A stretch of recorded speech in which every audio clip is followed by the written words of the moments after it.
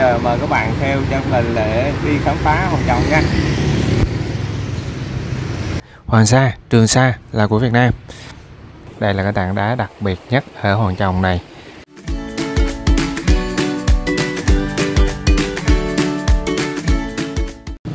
Chào các bạn, mình đang đứng ở địa điểm du lịch nổi tiếng ở Nha Trang, đó là Danh Thắng Hòn Chồng.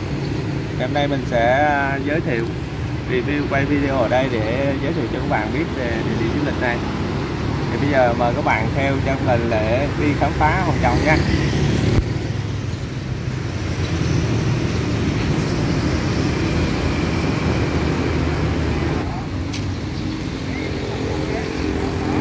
Trước khi đi xuống tham quan Hòn Chồng là ở đây có quán cà phê để cho các bạn có thể đứng ở đây thưởng thức cà phê. Còn nếu như các bạn muốn tham quan những cái thông tin lịch sử, hình ảnh về Hòn Chồng cũng như là những cái di tích lịch sử ở Nha Trang này thì các bạn có thể lên trên vào cái hội quán Vịnh Nha Trang. Ok, và cùng theo chân mình nào các bạn ơi. Bây giờ mình sẽ lên thẳng ngay chỗ hội quán Vịnh Nha Trang và mình sẽ mua vé vào tham quan nha các bạn. Thì mình sẽ review chi tiết cho các bạn xem nhé. Thì đây chính là hội quán Vịnh Nha Trang này các bạn, ngay chỗ đường Nguyễn Đình Chiểu. Và giá vé ở đây là khoảng 10.000 đồng trên một lượt nha các bạn. Mình đi vào thời điểm là tháng 2 năm 2022. Thì đây là cái khuôn viên phía trong của hội quán Vịnh Nha Trang đây các bạn. Mình sẽ quay cái view tổng quan cho các bạn xem ha. Thì đây là cái khu tiểu cảnh hay là hòn non bộ phía trước của hội quán Vịnh Nha Trang. Hội quán Vịnh Nha Trang có 3 cái gian nhà như thế này các bạn. Hai bên là hai cái gian nhà nhỏ, có một cái gian nhà lớn ở giữa, đều xây theo kiến trúc kiểu nhà rường của Huế hết. Còn phía trước đây là cổng của hội quán Vịnh Nha Trang, và phía đối diện bên kia đường là cái chữ Hòn Chồng, được tạo từ những cái chậu cây nhỏ tòng vô ha. Thì mình thấy cái khu này phía trước này rất là đẹp. Bạn nào tới đây mà chụp hình thì đó là khá là ok đó các bạn, đặc biệt là những bạn nữ mặc áo dài chụp khá là hợp. Rồi bây giờ chúng ta cùng vào trong cái gian nhà ở phía bên tay phải này tham quan trước nha các bạn. Thì hình ảnh đầu tiên đập vào mắt mình là những cái gian cửa như thế này và những cây cột gỗ ha, khá là đẹp mắt và khá là cổ kính luôn. Bố trí giữa gian nhà là một cái tủ bằng kính các bạn, để xem trong này bố trí cái gì đây các bạn.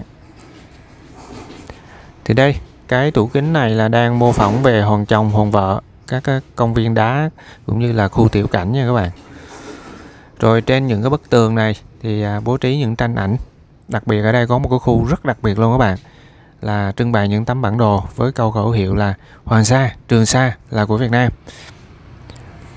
Thì những cái tấm bản đồ này là rất quý giá các bạn ơi, được xuất bản từ rất lâu rồi. Và đây là những cái tư liệu vô cùng quý giá để cho chúng ta khẳng định cái chủ quyền Hoàng Sa Trường Sa.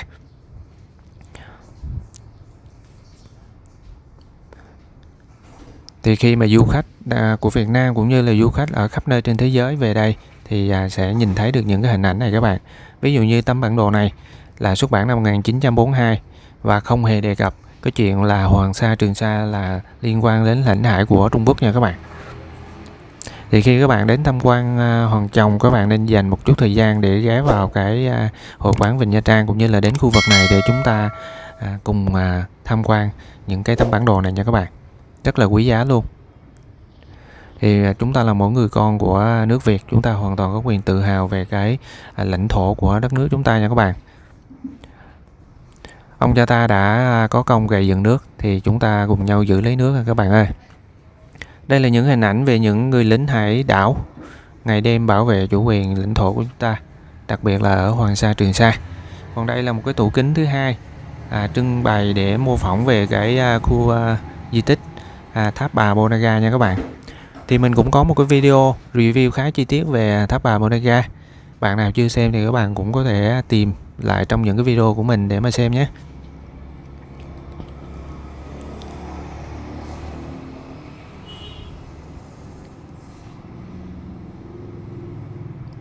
Thì kế bên những cái tấm tranh về những cái người lính hải đảo của chúng ta là những tấm tranh khác để giới thiệu về những cái danh lam thắng cảnh ở Nha Trang nha các bạn. Ví dụ như là Hòn Chồng này, tháp Trầm Hương, rồi cầu Xóm Bóng. Rồi đặc biệt ở đây có một cái cái tấm huy chương ha, cái tấm bằng để xác nhận rằng khu di tích hội quán Vịnh Nha Trang này là đạt cái chuẩn là di tích quốc gia nha các bạn.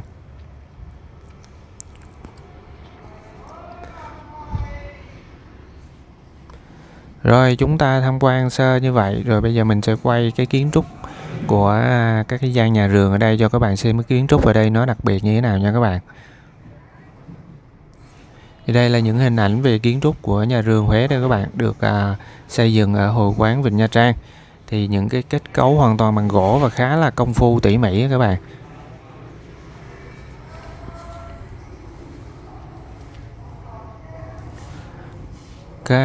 Trải qua rất là lâu năm rồi nhưng mà kiến trúc vẫn còn sừng sững vững chắc như thế này và khá là cầu kỳ. Hoa văn này thì khá là tinh xảo, một cái nét không lẫn vào đâu được của kiến trúc Huế các bạn ạ. Rồi chúng ta tham quan sơ cái gian nhà này như vậy nha các bạn. Nếu bạn nào có thời gian thì chúng ta sẽ tham quan kỹ hơn. Bây giờ chúng ta sẽ qua tham quan cái gian nhà ở chính giữa. Cái gian nhà này là gian nhà lớn nhất ở hội quán Vịnh Nha Trang này. Thì do ảnh hưởng của đại dịch Covid cho nên du khách khá là vắng vẻ trong thời điểm này. Cho nên ở đây hội quán Vịnh Nha Trang có bố trí các thợ vào tu sửa cái hội quán Vịnh Nha Trang này nha các bạn. Rồi bây giờ mời các bạn cùng mình vào cái gian nhà chính giữa đây, chúng ta tham quan thử xem bên trong này có những gì nha các bạn. Thì hình ảnh đầu tiên mình thấy đó là cũng là những cái kiến trúc gỗ, hoàn toàn bằng gỗ. Ghế đồ cũng bằng gỗ hết luôn các bạn. Và kết cấu thì cũng giống như cái kiểu gian nhà mà chúng ta vừa mới tham quan. Chỉ có điều là nó lớn hơn thôi. Rồi bây giờ mình sẽ đi xuống cuối của gian nhà này luôn. Mình sẽ quay một cái video tổng quan cho các bạn hình dung về cái kiến trúc, kết cấu của ngôi nhà cũng như là những cái vật dụng ở nơi đây nhé. Thì đây là cái view tổng quan của gian nhà này các bạn. Và đây là những hàng ghế để dành cho những du khách khi đến đây tham quan. Mà nếu như những hàng ghế này được du khách ngồi kín rồi thì ở đây sẽ có các nghệ nhân ra biểu diễn các cái nhạc cụ dân tộc ở đây nha các bạn. Thì ở đây mình thấy có một số nhạc cụ dân tộc giống như là đàn ống này các bạn, rất là đặc biệt luôn. Rồi kế bên đây là đàn đá. Các chị em nghệ sĩ đang tranh thủ lúc rảnh rỗi thì ngồi thư giãn các bạn. Rồi bên trong đây là những cái trống và rất nhiều cái nhạc cụ khác nha các bạn. Mình cũng không hiểu hết được những cái nhạc cụ này. Thì mình chỉ quay cho các bạn tham khảo xem để hiểu thêm vậy thôi ha. Bên đây thì có đàn ống này, đàn ta-rư này các bạn. Thì những cái đàn ống này mình biết là các cái nghệ nhân đứng trước những cái ống và dùng tay để vỗ vào tạo ra những cái nốt nhạc các bạn. Rồi ok các bạn ơi, mình tham quan sơ như vậy thôi nha các bạn. Bây giờ chúng ta sẽ đi qua tham quan cái gian nhà cuối cùng phía bên tay trái đây. Sau đó chúng ta dành chút ít thời gian để đi xuống review hòn chồng nữa nha các bạn.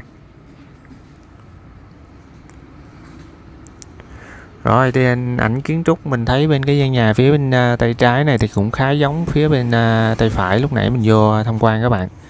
Nhưng mà về vật phẩm trưng bày thì mình thấy có khác.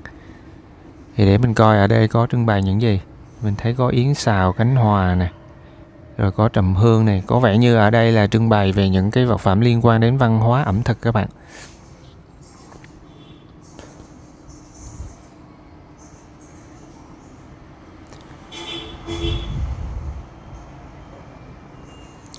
Rồi thì nếu bạn nào đến đây tham quan mà có nhiều thời gian thì các bạn nên ghé vào đây tham quan chi tiết hơn ha.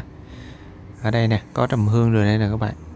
Rồi còn mình ở đây mình đi cũng khá trễ, khoảng 4 giờ chiều rồi các bạn, nên mình review sơ cho các bạn xem thôi ha. Rồi bây giờ chúng ta sẽ dành ít thời gian để đi xuống review hòn chồng nha các bạn. Bây giờ mình sẽ ra ngoài và mình quay một cái view tổng quan ở cái khu vực hội quán Vịnh Nha Trang này cho các bạn xem một lần nữa trước khi chúng ta đi xuống review quán cà phê hòn chồng cũng như là review hòn chồng nha các bạn.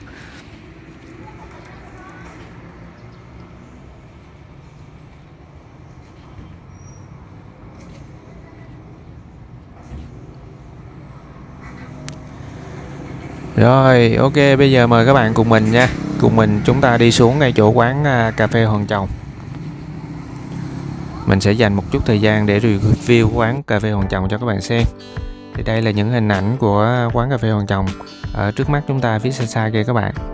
Còn nếu các bạn rẽ tay phải theo cái đường này thì các bạn sẽ đi ra phía sau của hội quán Vịnh Nha Trang, và đứng ở đó các bạn có thể nhìn thấy biển, nhìn thấy Hoàng Trọng.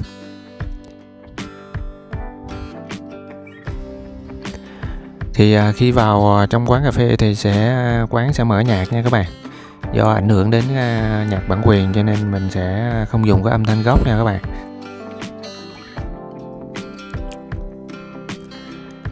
Thì đây là cái quầy, ngay chỗ quầy của quán cà phê Hoàng Trọng. Và xa xa ở đằng kia, ở đây có rất nhiều cái khu tiểu cảnh nè. Đó.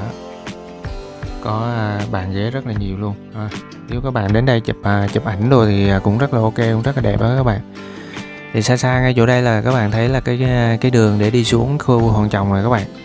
Và ngay đây thường có một chú ngồi soát vé ở ngay đây, và có để cái giá vé rõ ràng đây các bạn, là 10.000 đồng trên một lượt đây. Đó. Thì nếu như các bạn đi vào quán cà phê, uống cà phê trước, sau đó các bạn đi xuống dưới Hoàng Trọng này thì các bạn có thể mua vé ở đây luôn, các bạn không cần phải mua vé trên kia nha các bạn.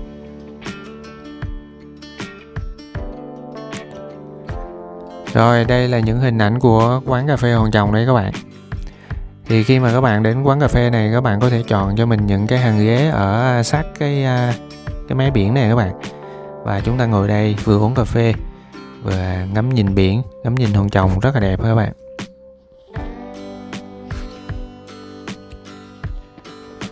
Bây giờ mình sẽ đi vào giữa của quán luôn. Mình sẽ review chi tiết ở trong này, đặc biệt là những cái hàng ghế mà sát bên mé biển, để cho các bạn có những cái hình dung ha.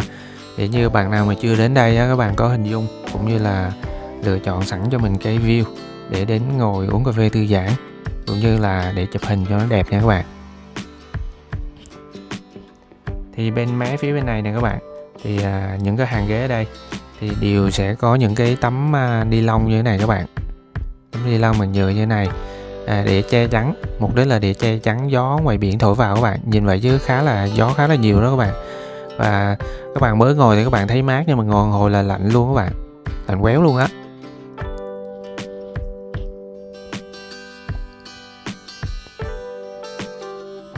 Đó, chúng ta ngồi chỗ đây ha, nhìn ra ngoài biển kia thì tuyệt đẹp luôn. Đặc biệt bạn bè ngồi đây tán ngẫu đồ khá là thú vị.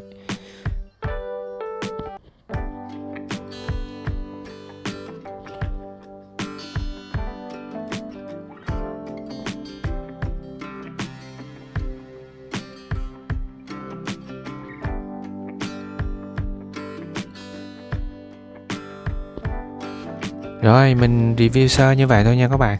Thì mình nghĩ là với những cái review của mình đây thì các bạn cũng có thể hình dung được khá là chi tiết về cái quán cà phê Hoàng Trọng này rồi ha. Và bây giờ chúng ta sẽ dành thời gian để chúng ta còn đi xuống tham quan cái Hoàng Trọng nữa các bạn. Thì vì thời điểm mình đi bây giờ cũng hơn 4 giờ rồi, gần 4 rưỡi rồi. Xuống review chút xíu là tối rồi các bạn. Tối là không có được ở dưới Hoàng Trọng rồi các bạn. Thì đây là bây giờ mình đang đi xuống dưới Hoàng Trọng đây các bạn. Thì để đi xuống Hoàng Trọng thì các bạn đi những cái mặt tam cấp dẫn xuống dưới biển như thế này nè. Ở đây thì toàn đá là đá thôi các bạn.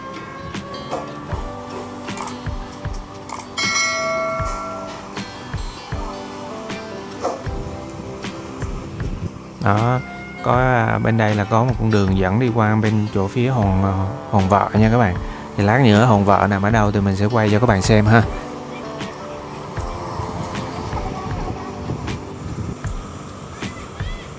Rồi mình sẽ đưa cái camera cho Caramel quay cho mình một đoạn nha các bạn.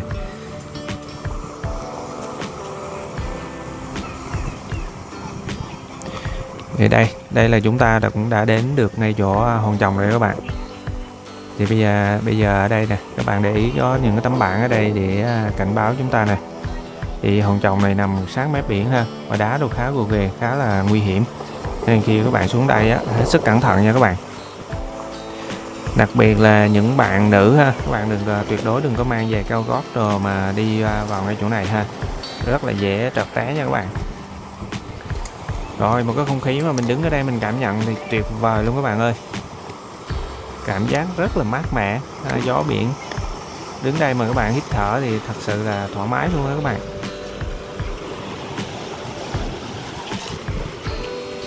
Thời tiết hôm nay thì cũng khá là đẹp các bạn.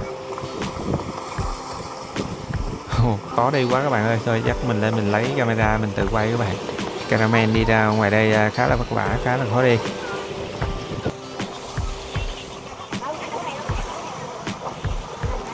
Ở đây toàn đá các bạn ơi, toàn đá như thế này nên nhìn thì khá là đẹp, khá thú vị các bạn, nhưng mà đi trên này thì hết sức cẩn thận nha các bạn. Để mình qua bên cái mé nước này nè, mình quay ngay chỗ nước rồi đây cho nó đẹp nè các bạn. Mình đứng ở đây mình thật sự là khá là thích luôn các bạn ơi. Đặc biệt đi vào cái thời điểm của mình đây nè, gần chiều nè, đứng đây mát mẻ, cảm giác rất thích thú luôn.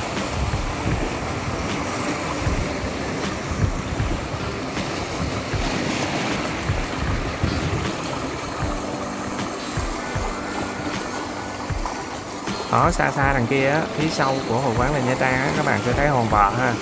Thì mình lát nữa mình lên ngay chỗ hòn chồng luôn, ngay chỗ cái tảng đá hòn chồng luôn, mình sẽ quay và mình chỉ cho các bạn thấy là hòn vợ là như thế nào nha các bạn, hòn chồng như thế nào và hòn vợ như thế nào luôn.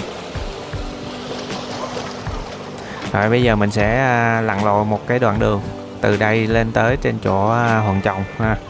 Nói lặn lội cho nó nguy hiểm vậy các bạn, tại vì thật sự là đường đi nó cũng khá là khó các bạn. Đó, rồi chúng ta phải đi toàn trên những cái tảng đá như thế này thôi, cho nên các bạn đi hết sức cẩn thận, đặc biệt là các bạn nữ.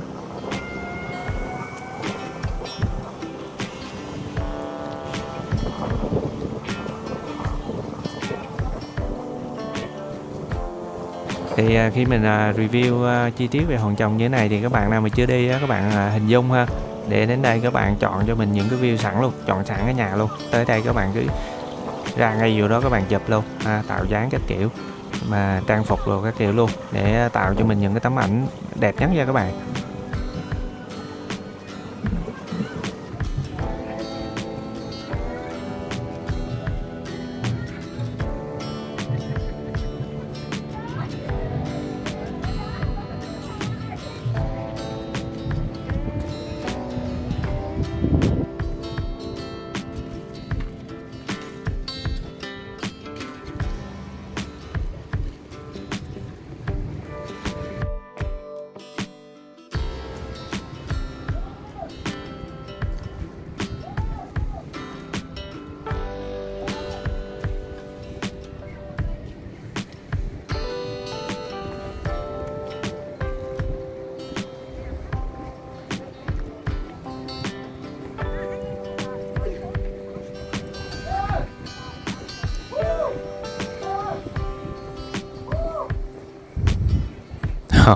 Ở đây có cái du khách chụp hình đồ khí thế, các bạn ra đây chụp hình đồ khí thế gọi nhau ý ới luôn. Rồi xa xa ngay chỗ cái chị áo đỏ kia là có những cái tảng đá rất là rộng các bạn, rất là bằng và rộng. Thì bây giờ mình sẽ đi qua chỗ đó mình quay cho các bạn xem ha. Thì các bạn có thể ra những cái tảng đá này để ngồi nghỉ ngơi rồi chụp hình rất là đẹp các bạn, sát bên mé nước luôn. Đó, ngay chỗ chị áo đỏ đứng đó. Đấy, rồi cái bãi đó sạch lắm các bạn ơi.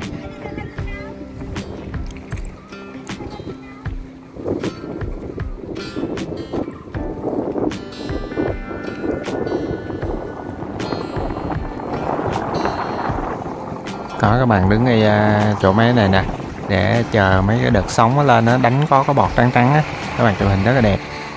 Nhưng một lần nữa mình nhắc các bạn ha, rất là nguy hiểm ha, đừng có ra sát mấy nước trật chân xuống đó thì nguy hiểm lắm.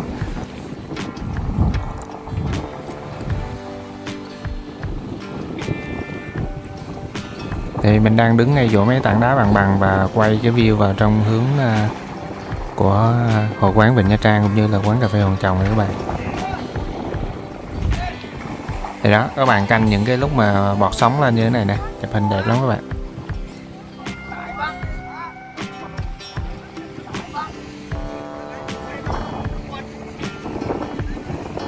Đó, những cái tảng đá này rất là bằng này các bạn, đó ngồi nghỉ ở đây nè, hít thở không khí biển rồi rất là thoải mái luôn. tạo cho mình cảm giác rất là thoải mái ha. Rồi sau đây các bạn thấy 3 hòn đá không? 3 hòn đá to á. Thì 3 hòn đá đó là 3 hòn đá điểm nhấn của cái hòn chồng này đó các bạn. Thì lát nữa mình sẽ lên đó mình quay và mình giới thiệu cho các bạn về cái sự tích của hòn chồng ha.